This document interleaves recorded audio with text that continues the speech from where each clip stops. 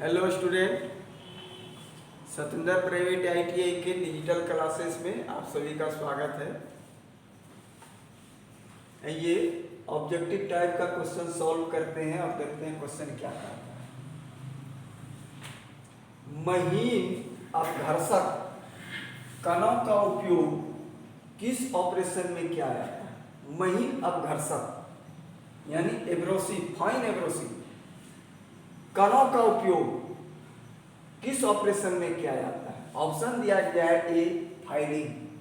Filing में किया जाता है? नहीं। फाइल के द्वारा जब किसी मेटल को घसते हैं तो वहां तो एब्रोसिव का प्रयोग नहीं किया जाता है। Lapping, option number B lapping. Lapping में किया जाता है यानी फाइन एब्रोसिव का कणों का उपयोग जो है लेपिंग क्रिया करने में किया जाता है। ऑप्शन नंबर बी सही है। स्क्रैपिंग में भी नहीं किया जाता है और ना पॉलिशिंग में किया जाता है, इसलिए ऑप्शन नंबर बी लेपिंग सही है। नेक्स्ट क्वेश्चन देखते हैं। नॉर्मलाइजिंग करने का उद्देश्य क्या है? यहां पर पूछ रहा है जब किसी भी पार्ट्स को हार्डनिंग या हीट ट्रीटमेंट किया जाता है उसके अंतर्गत भी है एक नॉर्मलाइजिंग। तो पूछ रहा है कि नॉर्मलाइजिंग क्रिया करने का उद्देश्य क्या है? तो ऑप्शन बी दिया गया है एक काटने की क्षमता जोड़ना। तो नॉर्मलाइजिंग का उद्देश्य इसकी क्रिया क्या है? जब किसी भी स्टील को ठंडी या गर्म अवस्था में उस पर कार्य किया जाता है तो उसके आंतरिक संरचना में परिवर्तन होती है। तो उस परिवर्तन को सामान्य दशा में लाने के लिए जो क्रिया की जाती है उसे नॉर्मलाइजिंग कहते हैं। तो ऑप्शन दिया गया है ए काटने की क्षमता जोड़ना, वो नहीं है। बी उच्च कठोरता का विकास करना, ये भी नहीं है। सी घिसने की प्रतिरोध को बढ़ाना, ये भी नहीं है। डी क्या है? स्ट्रेस और स्ट्रेन को दूर करना, यानी ठंडी या गर्म अवस्था में किसी भी वर्क पीस पे काट करने के बाद जो उसमें जो आंतरिक संरचना में जो परिवर्तन होती है उसको पुनः उसी अवस्था में लाने के लिए नॉर्मलाइजिंग सामान्यीकरण किया जाता है, यानी ऑप्शन नंबर डी सही है। नेक्स्ट क्वेश्चन देखते हैं। स्टील की किस संरचना में 0% कार्बन होता है? इसमें पूछ रहा है कि स्टील में नाममात्र यानी 0% कार्बन होता है। ये दिया गया है फेराइट, बी पियरलाइट, सी ऑस्टेनाइट और डी सीमेंटाइट। तो फेयरलाइट जो है, फेयरलाइट क्या है? ये एक अयस्क है। तो अयस्क जो है फेराइड में 0.008% माने नाम मात्र कार्बन रहता है, इसलिए फेराइड ही है जो कि उसमें ऑप्शन नंबर ए सही है। और बी क्या है? पियरलाइट। पियरलाइट क्या है? पियरलाइट जो है फेराइड और सीमेंटाइट का मिश्रण है। और सी ऑस्टेनाइट। ऑस्टेनाइट क्या है? ऑस्टेनाइट है जब किसी भी पार्ट्स को अपर क्रिटिकल तापमान पर गर्म किया जाता है और उसमें जो आंतरिक संरचना होती है उसके बाद जो बनता है वो उसको क्या कहा जाता है? ऑस्टेनाइट। सीमेंटाइट क्या है? सीमेंटाइट तो पियरलाइट और फेयरलाइट का मिश्रण है, यानी 0% कार्बन जो है फेराइड में ही स्टील की संरचना में होता है। ऑप्शन नंबर ए सही है। नेक्स्ट क्वेश्चन देखते हैं। सरफेस हार्डनिंग करने की विधि क्या है? ये जो फिगर दिखाया गया है तो ये क्या है? सरफेस हार्डनिंग की विधि है। तो सरफेस हार्डनिंग की विधि ये कौन सा विधि है? तो ये जो है देखने पर ही पता चलता है कि ये क्या है? एक कॉइल है। इंडक्शन विधि इसको बोला जाता है। इंडक्शन कॉइल से किसी भी पार्ट्स या जॉब को उसमें हीट करके उसको हार्डनिंग किया जाता है, सरफेस हार्डनिंग किनारे, यानी छोटा छोटा जॉब को। तो ये जो है ऑप्शन देखते हैं क्या क्या दिया गया है। पहला दिया गया है नाइट्रेटिंग। नाइट्रेटिंग क्या है? नाइट्रेटिंग तो अमोनिया गैस के द्वारा बाद में उसको किसी भी जॉब को हार्डनिंग किया जाता है। केस हार्डनिंग, केस हार्डनिंग भी नहीं है। केस हार्डनिंग तो माइल्ड स्टील या लो कार्बन स्टील का हो ही नहीं सकता है, इसलिए हार्डनिंग नहीं हो, क्योंकि उसमें कार्बन की मात्रा ज्यादा होती है। उसका केस हार्डनिंग भली होगा सरफेस हार्डनिंग, किसी भी वर्क को करने के लिए, ताकि वो घिसे नहीं। फ्लेम हार्डनिंग तो ऑक्सी एसिटिलीन गैस के द्वारा किया जाता है, यानी वो जो फिगर दिया गया है option number D, induction hardening. Induction hardening option सही है, option number D. Next question देखते हैं। Unidirectional stock, unidirectional top को प्रेषित करने के लिए किस प्रकार की कुंजी का उपयोग किया जाता है? यानी क्वेश्चन क्या कहता है? यूनिडायरेक्शनल यानी सामान्य में और विपरीत में भी, दोनों तरफ में, एंटी क्लॉकवाइज और क्लॉकवाइज दोनों दिशाओं में जो उपयोग किया जाता है, उसमें से कहा जाता है कि किस की का उपयोग किया जाता है। तो ऑप्शन क्या दिया गया है? फ्लैट सैडल की, बी टेपर संक की, और सी बटरफ की, और डी फेदर की। फेदर की दिया हुआ है, लेकिन यह इंग्लिश में इसका पढ़िए क्या है? टेंजेंटल की। ऑप्शन नंबर डी सही है, ऑप्शन नंबर डी सही है, यानी डायरेक्ट यूनिडायरेक्शनल टॉर्क को प्रेषित करने के लिए फेदर की यानी टेंजेंटल की का उपयोग किया जाता है। नेक्स्ट क्वेश्चन देखते हैं। रिंग गेज का उपयोग क्या है? रिंग गेज क्वेश्चन से क्या कहता है? रिंग गेज, रिंग यानी गोलाई में गेज है, तो उसका उपयोग पूछ रहा है। ऑप्शन क्या दिया है? छेद व्यास की जांच करना, बी बाहरी व्यास की जांच करना, सी टेपर शाफ्ट व्यास की जांच करना, और डी आंतरिक थ्रेड व्यास की जांच करना। रिंग गेज पूछ रहा है, तो गेज क्या है? चेकिंग इंस्ट्रूमेंट है, तो ऑप्शन दिया है छेद व्यास की जांच करना, यानी किसी भी हॉल की व्यास को चेक तो किया नहीं जा सकता है। ऑप्शन नंबर बी दिया है बाहरी व्यास की जांच करना, यानी ऑप्शन नंबर बी सही है, बाहरी व्यास की जांच करना रिंग गेज का उपयोग है। नेक्स्ट क्वेश्चन देखते हैं। आंतरिक धागे की सटीकता की जांच करने के लिए किस गेज का उपयोग किया जाता है? ऑप्शन दिया गया है ring gauge, B thread snap gauge, C thread ring gauge, और डी सेंटर गेज।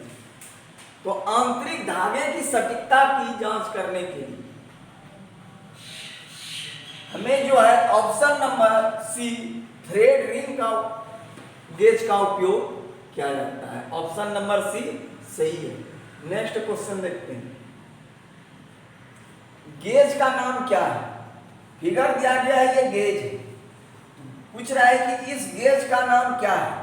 तो गेज देखना फिर ही पता चलता है कि गेज देखिए क्या है, गेज टेपर में बीच में ये एक लाइन खिंचा हुआ है जो सेंटर पे है, तो यह देखने पर ही पता चलता है कि हमको कौन सा गेज है। ये टेपर गेज। ऑप्शन देखते हैं क्या है। ए दिया हुआ है ring gauge, B snap gauge, और सी टेपर रिंग गेज, और डी इंटरनल थ्रेड गेज, यानी option number C taper ring gauge. वो जो गेज दिखाया गया है वो option number C taper ring gauge है, यानी सी सही है। नेक्स्ट क्वेश्चन देखते हैं। विशेष आयाम के लिए स्लिप गेज का निर्माण करने की प्रक्रिया क्या है? Slip gauge of particular dimension. Slip gauge को डायमेंशन लाने के लिए विशेष आयाम इसमें पूछ रहा है कि विशेष क्रिया प्रक्रिया क्या है। ऑप्शन क्या दिया गया है? ए, ग्रेड एक्यूरेसी के साथ बनाया गया। सही है, ग्रेड एक्यूरेसी में तो स्लिप गेज को बनाया ही जाता है, लेकिन ऑप्शन ये सही नहीं है। एक्यूरेसी में तो है, लेकिन ये पूछ रहा है विशेष आयाम के लिए, यानी विशेष वर्ग के लिए। बी, ब्लॉक की न्यूनतम संख्या, ये भी नहीं है, क्या है कि ब्लॉक करा है, ब्लॉक में बहुतों से संख्या। सी, ब्लॉक की अधिकतम संख्या। और डी क्या है? छोटी स्लिप गेज से विंग करना, यानी रिंगिंग शुरू करना। यानी स्लिप गेज के द्वारा जो विशेष आयाम जो किया जाता है, उसके द्वारा पहले स्लिप गेज को रिंगिंग क्रिया के द्वारा किया जाता है। छोटे छोटे स्लिप गेज को रिंगिंग करके उसके बाद उसको कांच के द्वारा निर्माण के लिए द्वारा किया जाता है विशेष आयाम के लिए। यानी ऑप्शन नंबर डी जो है, छोटी स्लिप गेज की रिंगिंग शुरू करें उसके बाद उसका प्रक्रिया लेना है। ऑप्शन नंबर डी सही है। नेक्स्ट क्वेश्चन देखते हैं। कौन सी प्रक्रिया मिलने वाले घटकों के बीच फीड गुणवत्ता में सुधार करती है? कौन सी प्रक्रिया मिलने वाले घटकों के बीच फीड की गुणवत्ता में सुधार करती है? ये प्रक्रिया क्या क्या है? कौन सी प्रक्रिया है? Option A filing, B turning, C grinding और डी लिपिंग। तो यहां पूछ रहा है कि मिलने वाले घटकों यानी फिटिंग, जब दो मैचिंग पार्ट्स फिटिंग क्या हो, तो यानी पूर्णतः वो फिटिंग हो जो कि उसको ट्रांसमिशन या कुछ भी चाल जो है उसकी बढ़िया हो, इसीलिए वो पूछ रहा है। तो उसके द्वारा जो फाइलिंग के द्वारा नहीं होगा, टर्निंग के द्वारा नहीं, डी लेपिंग क्रिया, लेपिंग क्रिया के द्वारा जो है वो स्मूथ फिटिंग गुणवत्ता का वो सुधार करती है। यानी ऑप्शन नंबर डी सही है। नेक्स्ट क्वेश्चन देखते हैं।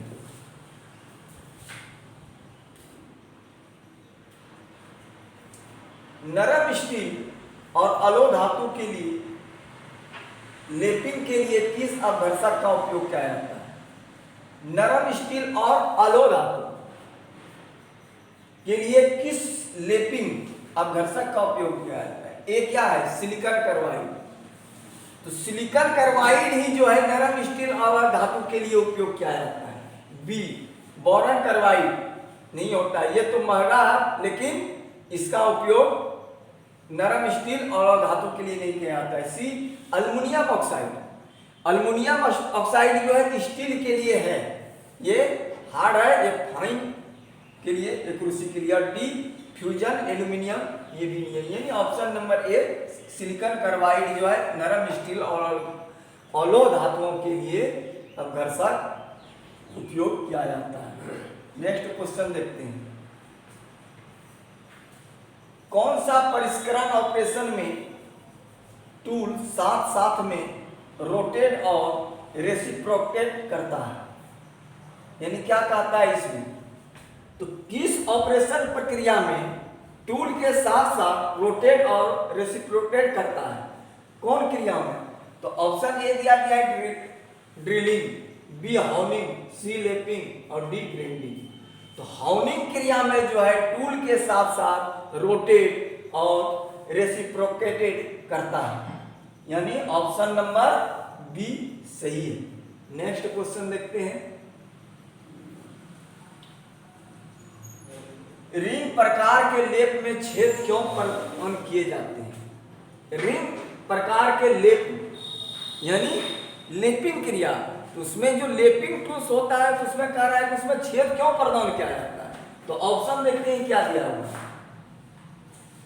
ए स्नेहक के लिए, स्नेहक क्या? लुब्रिकेशन, लुब्रिकेशन के लिए तो होता नहीं है। बी गर्मी को दूर करना, वो भी नहीं है।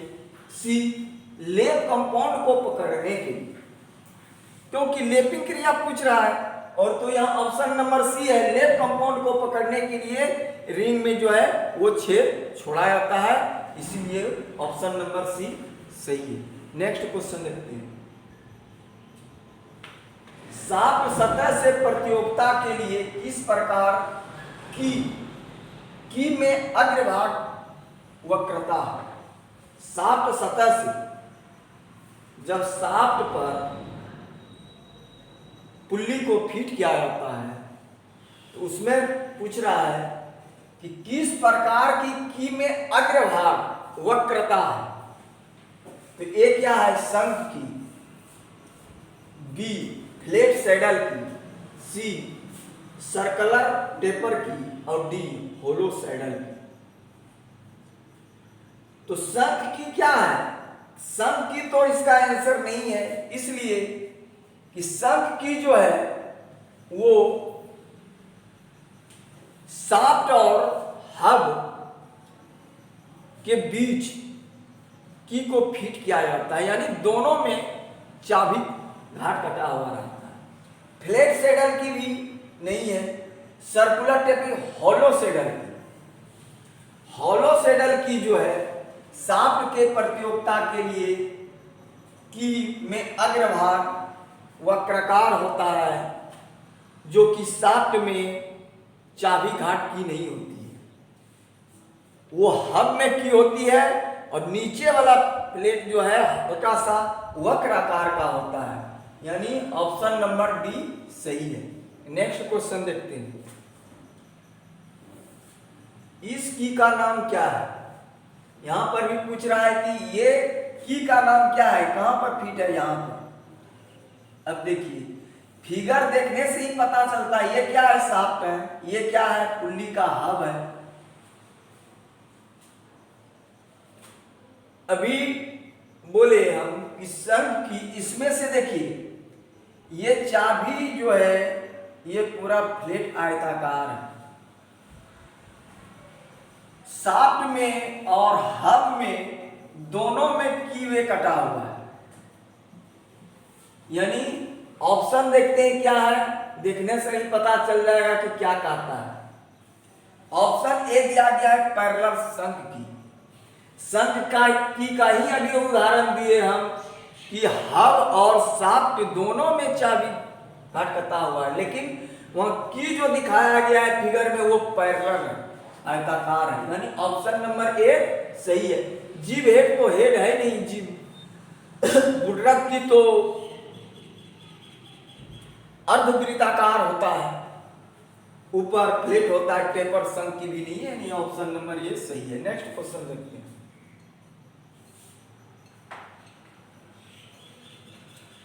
दो 230 डिग्री सेंटीग्रेड तक गर्म करके किस प्रकार के कटिंग टूल को टेम्पर्ड किया जाता है। यहां पर क्या पूछ रहा है, कटिंग टूल्स। कटिंग टूल्स में दिया गया है option A tap, B drills, C turning tools और डी रीमर। तो यहां पर पूछ रहा है कि ये सब कटिंग टूल्स में 230 डिग्री सेंटीग्रेड तक गर्म करके किस प्रकार के कटिंग टूल, यानी किस कटिंग टूल्स को टेम्पर्ड किया जाता है। तो ऑप्शन नंबर सी सही है, टर्निंग टूल्स 230 डिग्री पर क्या जाता है। और ऑप्शन नंबर ए जो है टेप्स को जो है 250 डिग्री सेंटीग्रेड पर गर्म किया करके टेम्पर्ड किया जाता है। ड्रिल को 240 डिग्री सेंटीग्रेड पर टेम्पर करके गर्म किया जाता है और 230 पर टर्निंग टूल्स को, और रीमर को 260 डिग्री सेंटीग्रेड पर गर्म करके टेम्पर्ड किया जाती है। Option number C turning tools सही है। नेक्स्ट क्लास में क्वेश्चन सॉल्व करेंगे और देखेंगे, तब तक के लिए धन्यवाद।